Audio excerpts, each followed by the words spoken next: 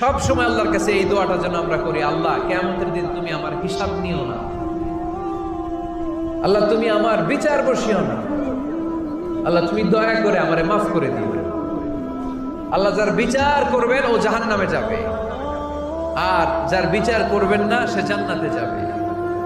আল্লাহ যদি বিচার করে আর পাই টু পাই হিসাব নেয়, নামাজ পড়লি না কেন, রোজা রাখলি না কেন, মিথ্যা বললি কেন, খাদ্যে ভেজাল দিলি কেন, মাছে ফরমালিন দিলি কেন, যৌতুক খাইলি কেন, ঘুষ খাইলি কেন, উল্টাপাল্টা করলি কেন, জিনা করলি কেন, একটার পর একটা প্রশ্ন বানে যদি সেই ভয়ঙ্কর দিনে আল্লাহ আমাদেরকে জর্জরিত করে, আমাদের কোনো উত্তর আছে?